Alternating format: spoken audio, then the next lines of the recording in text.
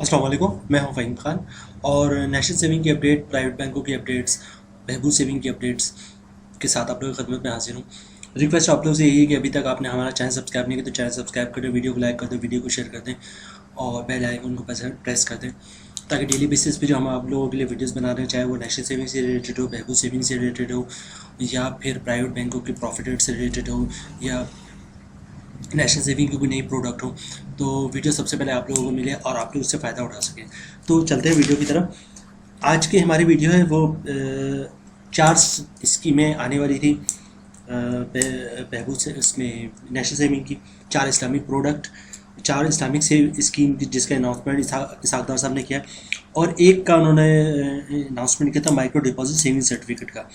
इन 5 की आने वाली थी।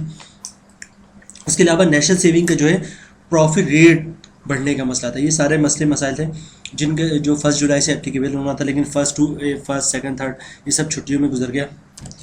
ईद की छुट्टियां ख़त्म भी हो गई और नॉर्मल वर्किंग डेज भी स्टार्ट हो गए, लेकिन अभी तक नेशनल सेविंग की कोई अपडेट नहीं है। अच्छा, दूसरी तरफ देखें कि IMF की कंडीशन जो है, मैं आपको बताता हूँ ये आपस में लिंक क्यों है। IMF की जो कंडीशन है वो गवर्नमेंट आहिस्ते से पूरा कर रही है। आज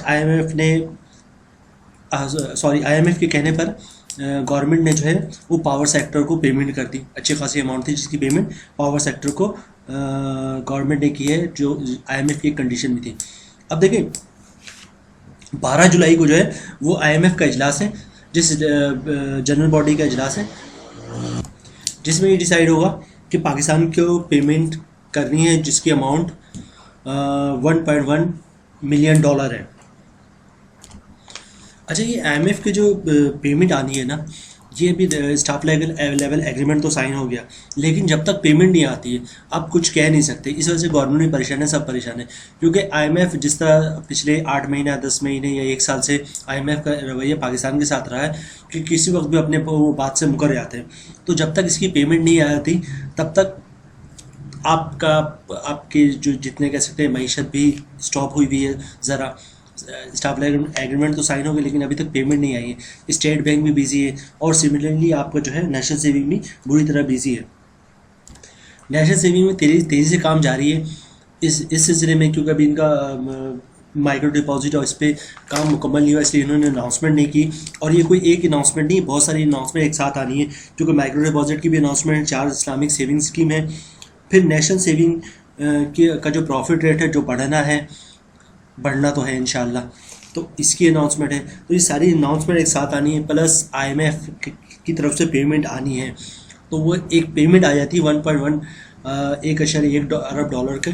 तो उसके बाद जो है फिर आपका स्टेट बैंक भी अपने रूटीन की जो काम है उसमें आ जाएगा और फिर नेशनल सेविंग भी जो है वो अपने रूटीन के काम में आ जाएगा। 12 जुलाई 2023 को ये मीटिंग है। कुछ चांसेस है कि 7 जुलाई यानी कि फ्राइडे तक जो है नेशनल सेविंग का कोई सर्कुलर आ जाए, ये पाँचों स्कीम से रिलेटेड और जो नेशनल सेविंग के सर्टिफिकेट से रिलेटेड है।